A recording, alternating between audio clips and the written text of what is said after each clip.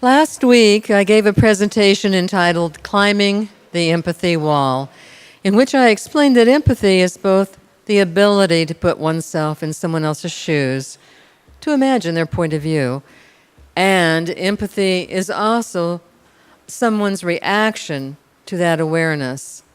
These reactions should be guided by morality and common sense. Last week, I even had a quiz that you could take down in the social room downstairs. I hope you had some fun with that. Maybe after church we can talk about it. And remember, if you scored low, don't worry. I scored low, so I will have empathy for you.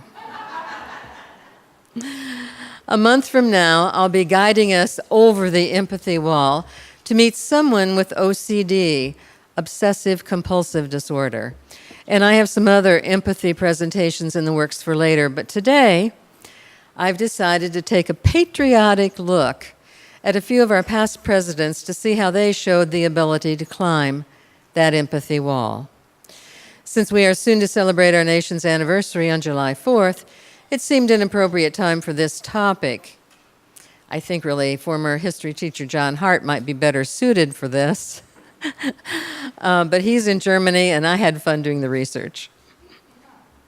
So let's begin with perhaps our greatest president, Abraham Lincoln. As a child of 8, Lincoln's father gave him a gun and sent him out to hunt.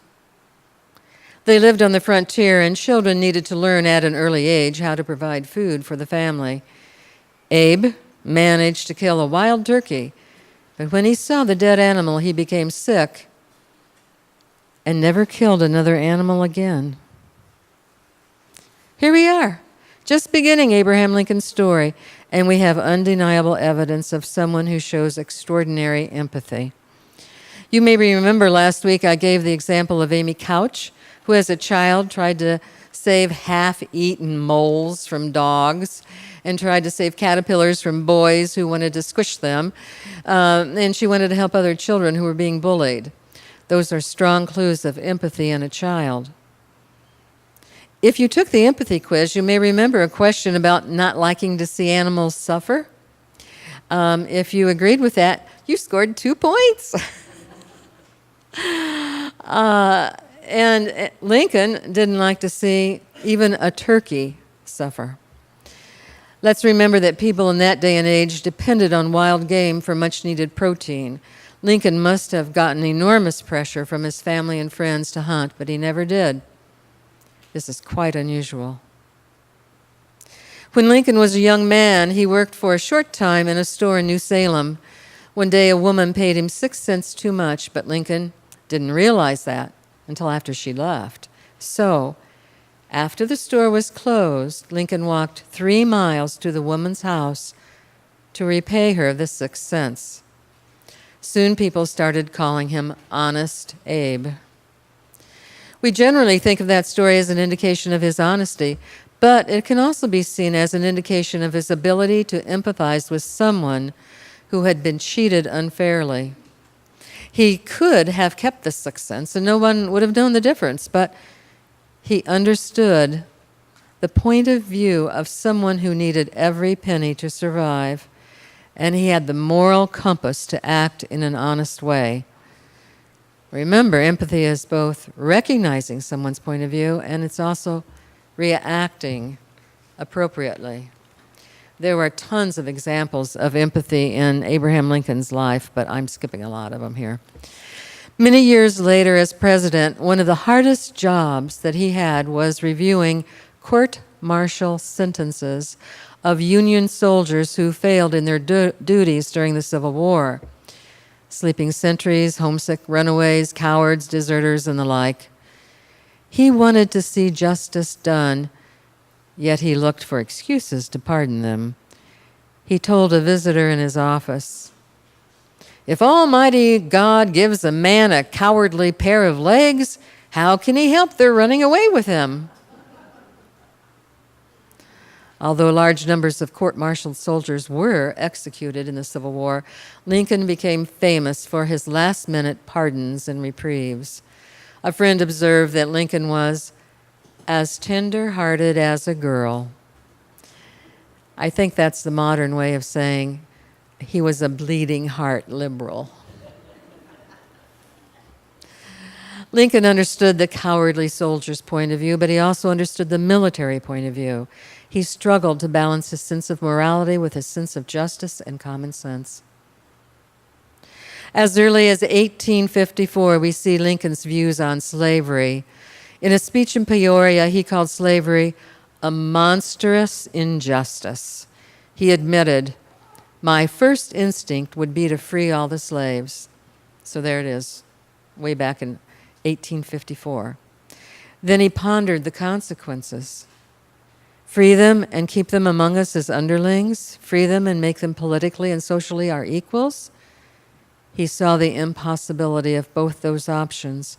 He knew the great masses of white people in the South in particular, but also the North, would not accept those options.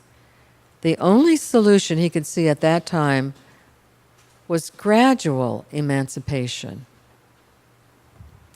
Throughout his presidency, we see strong evidence that Lincoln strove to incorporate his understanding of every point of view. He strove to achieve a moral justice for those upon whom a monstrous injustice had been inflicted. Yet he was always calculating, intensely practical, looking for workable solutions. Lincoln had many qualities that contributed to his greatness. Empathy was one of them. Nearly all the presidents before 1900 received mixed grades when it comes to empathy for minorities. For example, Rutherford B. Hayes admitted, "Well, I do care for the poor colored men of the South." Nothing about the women. But Hayes left them without protection from the Ku Klux Klan. He wrote to a friend in Texas, "The let-alone policy seems now to be the true course." That policy led to Jim Crow laws and years of lynchings, church burnings, and so on. Unlike the great emancipator, these presidents may have been moved in some degree by the circumstances of minorities, former slaves and Native Americans, but practical considerations seemed to dissuade them from any meaningful action. Then, our rough-riding president, Teddy Roosevelt, charged into the next century. Born in wealthy privilege, Roosevelt nevertheless adopted a progressive passion for reform. Roosevelt was profoundly moved by reading a book by Jacob A. Riis, How the Other Half Lives. Riis was a journalist who took powerful photographs of tenement life. Describing the garment sweatshops in the Jewish quarter of New York and the dreadful living conditions of immigrant workers, Riis painted a picture of hardworking people in poverty that deeply impressed TR and motivated him to fight for reforms in other areas. Jane Addams, who helped found Hull House, also influenced TR to consider reforms in voting for women, civil rights, and child labor. By his own admission, he was only tepid on the issue of women's suffrage until he was moved by the efforts of Addams and others. Teddy Roosevelt's record in race relations is inconsistent, however. He invited Booker T. Washington to dine with him at the White House, the first time in history a black man had eaten there. But he worried that the failure of the white population to reproduce adequately would result in race suicide, and the best people would be overrun. Until Franklin D. Roosevelt entered the White House, no other previous president showed the ability or determination of Lincoln to climb that empathy wall, to touch those on the other side. But, of course, it wasn't FDR who scaled that wall alone. There was Eleanor, his wife, who was often there, pushing him over the top. In the early years of their courtship, they both concerned themselves with various causes. But after FDR was struck with polio, Eleanor became his eyes and ears, traveling all over the country. She could be seen doling out soup on a Depression bread line or visiting the WPA project. She might lunch with the Union of Railroad Porters or read to kids somewhere in the desolate Dust Bowl. She met with politicians and coal miners alike. Young GIs during the war were shocked to see Eleanor Roosevelt in Guadalcanal.